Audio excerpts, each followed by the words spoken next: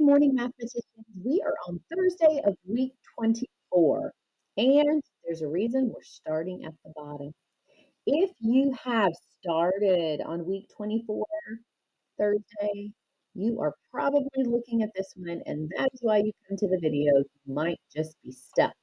Because you know what? The maker of this has said a very true word down here. This one is tricky.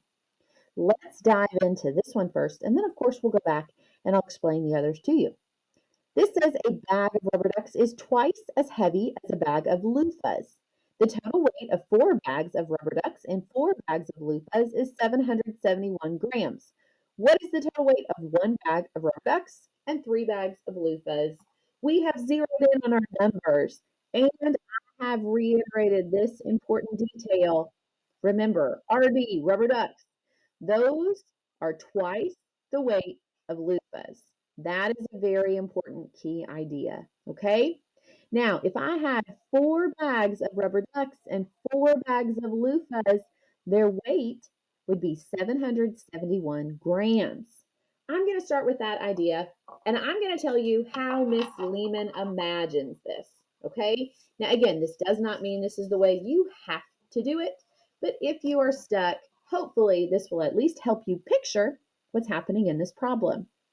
Now, I know that rubber ducks are twice the weight of the loofah bags. So notice right here, I've really used like 2 boxes to note a rubber duck bag, the second rubber duck bag, the third, and the fourth.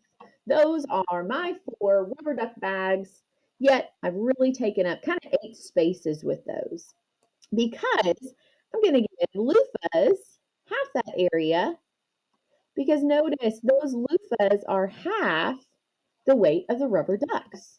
So rubber ducks get 2, loofahs get 1. Now, in all, this tape diagram is showing 771 grams, but I've represented it in a tape diagram to show you. Of course, that's not that number divided by 8, because the proportion is rubber ducks are twice the weight of loofahs. So really, when I look at this, count how many units I have in this model. I have 1, 2, 3, 4, 5, 6, 7, 8. 8 spaces are used for rubber ducks because they get 2. They're twice. Now I have 9, 10, 11, 12. So really, boys and girls, notice I have 12 boxes to represent all 771 grams.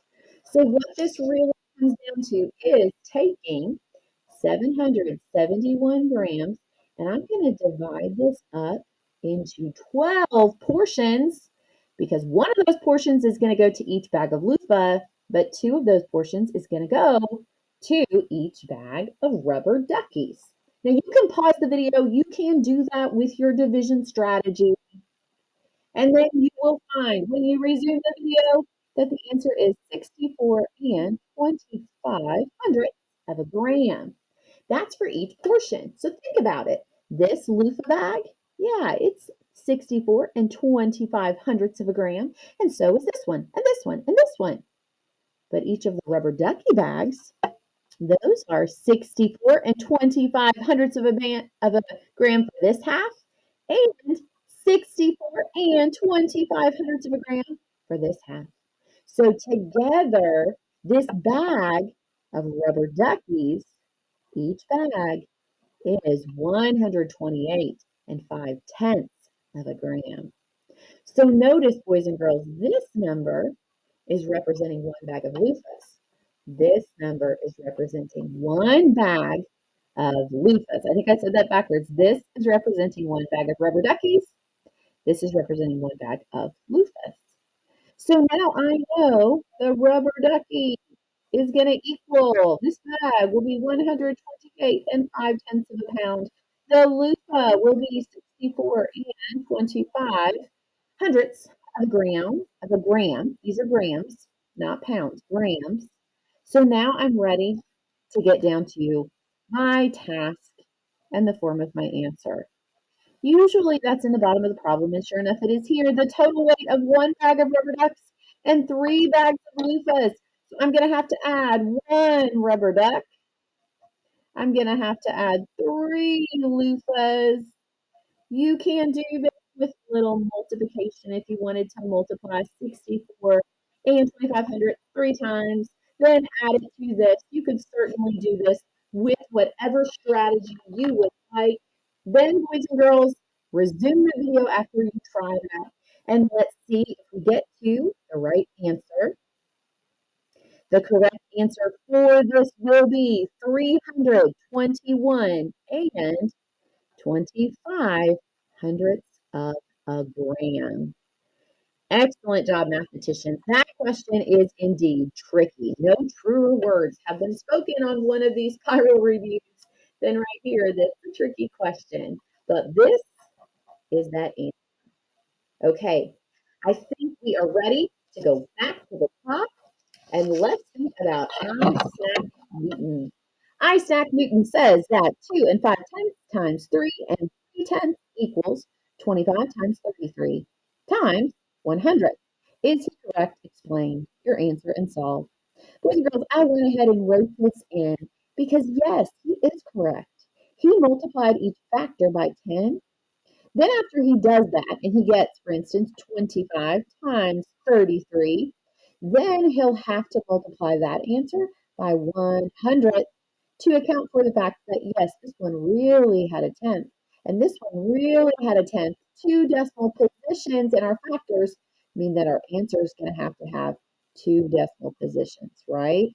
1 decimal position here, 1 decimal position here gives us 2 decimal positions together. So our answer will have to have those 2 decimal positions. All right, let's try it out. Let's start with this 3 being the center of the multiplication universe. Here we have 3 times 5 is 15. Here's my 5. Here's my 1. 3 times 2 is 6 plus 1 is 7. And now I'm going to cross off that 3. I'm going to cross off what's carried. I'm going to put down my 0 and I'm going to put onto this 3, which really is 30. That's where my answer starts here. 3 times 5 is 15. Here's my 5. Carry my 1. 3 times 2 is 6 plus 1 is 7. And now we'll add these. When we add these, boys and girls, we get an answer of 825. Now that's the answer to the whole numbers, 25 times 33. Now I have to go back and remember, really I had 1 decimal place value here, 1 decimal place value here, so my answer has to have 2 decimal place values. Really, this is the answer that says 825 hundredths when we multiply it by 100. So to have this 5 sit in the hundredths place, this is a hundredth, this is a tenth, that is where the decimal shall be. This is the answer to my question, right?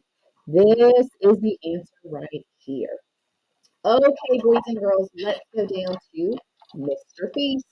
Mr. Feast uses 14 grams of chocolate in his 6-pack of Feastable cookie bars. Which expression shows how much chocolate he used in each bar? Boys and girls, the dividend is the whole thing that's getting broken up. In this case, it is the cocoa, right? Or the chocolate. That is the whole thing that's going to be broken up. We have 14 grams. The divisor is the number of groups, or sometimes portions, that the dividend is going to be broken into. This is going to be broken into a 6-pack. So, boys and girls, really what we're creating in our division equation or expression is 14 divided by 6. Not this, because this has my divisor and my dividend backwards. Now, when I turn this into fraction form, I have 14 divided by 6. Say that divided by when I draw my fraction bar, and sure enough, I see that matches the context, not C. Last but not least for this week, let's complete these with the standard algorithm. Our first one is addition. 9 plus 0 is 9. 0 plus 2 is 2. 2 plus 4 is 6. Decimal. 5 plus 5 is 10. 1 plus 7 is 11. 1 plus 1 plus 9 is 11. And 1 plus 6 is 7. I have 7,110 and 629 thousandths. Now let's come to subtraction, our last problem of week 24. 4 minus 3, or excuse me, 4 minus 1 is 3. 5 minus 6, I can't do that and stay in the positives. So I cross off my 3, I make it a 2, and I give 10 to this 5, making it 15. 15 minus 6 is 9. 2 minus 2 is 0. Decimal. 1 minus 2. I can't do that. So I'm going to cross off this 7. I'm going to make it a 6. I'm going to give 10 to that 1. It becomes 11. 11 minus 2 is 9. And 6 minus 5 is 1.